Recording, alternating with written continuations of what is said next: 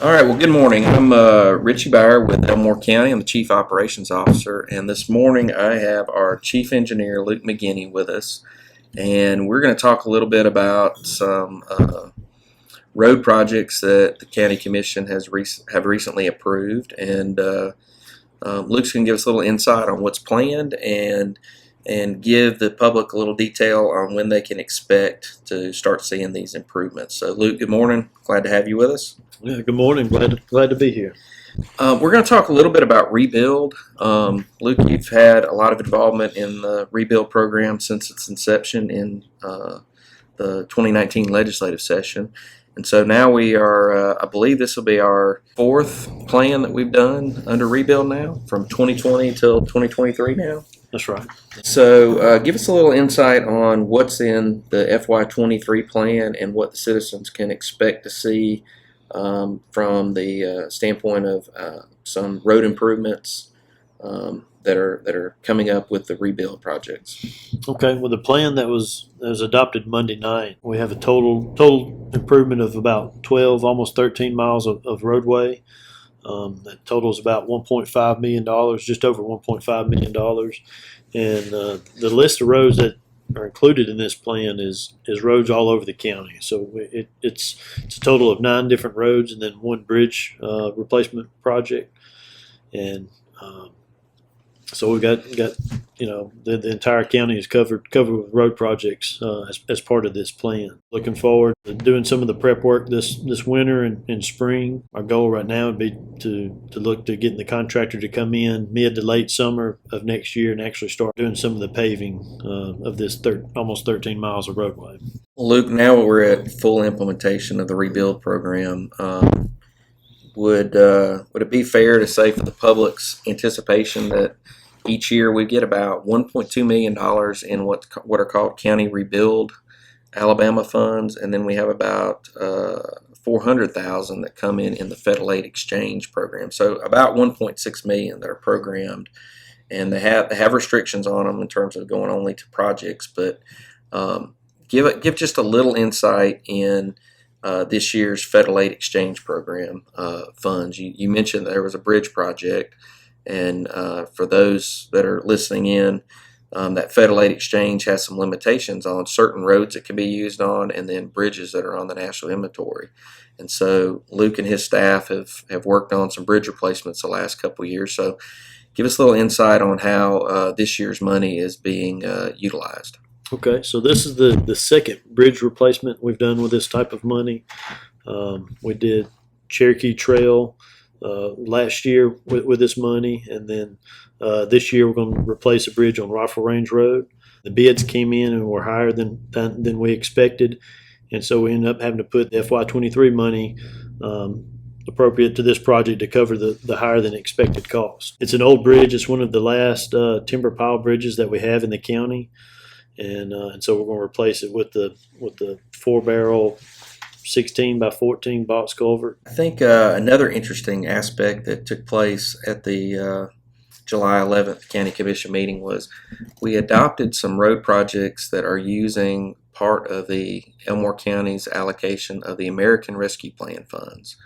The county received somewhere in the neighborhood of $15.7 million in allocation, and the County Commission chose through their allocation plan to roughly allocate about 10% of that money towards road improvement projects. Luke, you want to talk a little bit about that, because this is a kind of one-time thing to be able to get some additional roads. You want to give us a little insight on what's planned for some projects finishing up this year and into next year?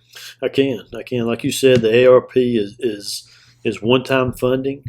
And so we had some projects that we had looked at in the past that were fairly large projects that would have used up the majority of the portion of the rebuild funds. And so we looked at some of those roads and decided that this one-time funding would be a good fit for that. For example, Old 231 is one road that we had selected. That's a $500,000 project.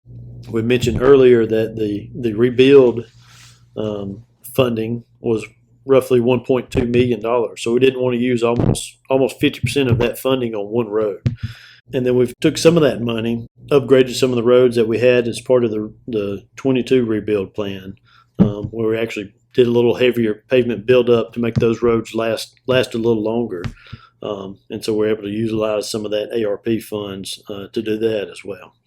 So give us an idea of which roads we're talking about between the ARP and the rebuild. Now, on your screen, you should see some of the listings, but give me like a sampling of ARP, because that's not as since it's one-time money, it doesn't have the same exposure as, say, the rebuild projects do, where we have those on our county website on an ongoing basis. Citizens can get on our website at elmoreco.org and go to the rebuild section under the chief engineer, and you can see all the projects that have been approved since FY20 and have been executed. So give us just a little rundown of some of those roads. For example, give me the three that we upgraded that work has already commenced on in terms of putting surfaces on. Okay, yeah, with the ARP funds, the three roads, like I said, that carried over from the 2022 plan were Griffith, Lander Swink, and Lindsay Road. All these roads were in the northern part of the county, the kind of eclectic area. So we upgraded those three roads. Some of the additional roads were North Cobb and South Cobb Loop. Those will be, this part of the 23 cycle for next summer. But North and South Cobb Loop, those are in the far west of the county. We have Blackberry Road, that's up around Lake Jordan, west side of the county. And then we also I'd mentioned Old 231. That's a big part of the funding for the ARP funds will go towards Old 231. Included in the list that you just had, those are all resurfacing projects. There's another $250,000 roughly set aside for some improvements on some unpaved roads with crushed base, putting some surfaces on them. Well, one last element of our road and bridge program for FY23 is the MPO, or the federal aid portion, where part of the rebuild process was to get a lot of the smaller counties out of the federal aid program in general. Elmore County still sits in an area where we can take advantage of federal funding through the Montgomery MPO. And Luke serves on the Technical Assistance Committee for the MPO, and our chairman, Troy Stubbs, is a member of the MPO Policy Committee. Can you kind of give us a little insight on some projects that are continuing on into the 23 cycle and will be finishing up, and then what's planned in 23 and how the citizens can plan to see those go into effect? And while you're doing that, mention a little bit about the special COVID money that came through the MPO and how that actually gave us the ability to work with some of our municipalities on some other projects that we wouldn't have had the opportunity to. Okay, yeah, the Elmore County, we've been very fortunate to be part of that MPO and really capitalize on some of that funding. Over the past year, I'd say 10 to 12 months, we have had two of the largest projects going on in the county that have been in construction since I've started with the county. Bridge replacement on Redland Road, close to 231, and then the Redland Road Rifle Range intersection. They're just east of the bridge replacement project. So those two projects combined, MPO has been the funding source for that. Those are close to $4.5 million between those two projects. The intersection project, we've had a few delays with some supplies on that one, so getting some of the materials needed to install the traffic signal. We hope to have the signal and all that installed, all those improvements made at the intersection by the end of this year. That'll be something unique. That'll be the first traffic signal installed in the county and owned and operated by the county. As far as other MPO projects, regular MPO projects, Willow Springs is on our list for 2023. So that's a road that runs between Jasmine Hill Road and Redland Road. We have that scheduled to be resurfaced next year. We're working on the plans and trying to get that pushed through the state to have that probably early summer, maybe late spring, early summer of next year. And then, like you mentioned, we have some special projects. The MPO received some additional funding from the federal level. We're calling it MPO COVID money, and so we're able to partner with some of the cities, some of the municipalities in the county, and we're looking at resurfacing Marion Spillway, doing some improvements on Chapman Road and Airport Road intersection right there, and then doing some additional improvements on Chapman Road in front of the middle school over there in the Millbrook area. And then also First Avenue and Balsa Road. We're looking to resurface those roads. Those three routes they're major collectors, so they're eligible for funds to be spent on. And so we chose those routes and partnered with the municipalities in those areas to be able to accomplish those resurfacing projects. The last road we have as part of the MPO, the normal MPO funds, would be Ingram Road. That one's been on the books for a while. That's going to be a big project. Very long project. We look at doing a safety shoulder widening. So we're going to do 3 foot of widening on each side and then resurface and stripe Ingram Road. Ingram Road's a long road. That's a 6.5 mile project. So there'll be a lot of prep work to go into that. And then we hope to actually have that project led and get started maybe early winter this year, maybe November, December timeframe. We're looking at get that one started. So a lot of projects, like I said, all over the county, projects going on right now. So it's going to be a busy winter and busy year for us next year on the resurfacing side. Going to have, like you said, a busy year next year.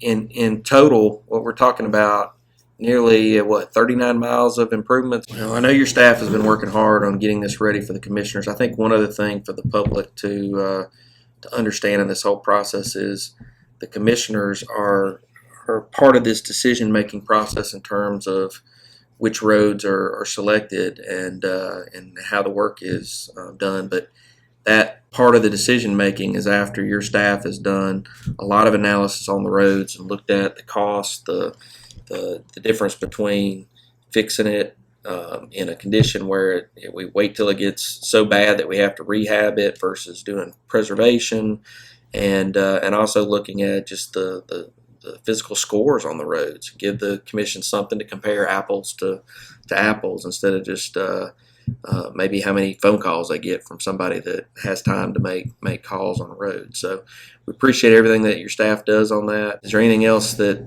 the public should know in terms of these road projects that you'd like them to share with them at this point? The only thing I would want to say is when you see the construction signs go up and contractors move in, just use caution in the area.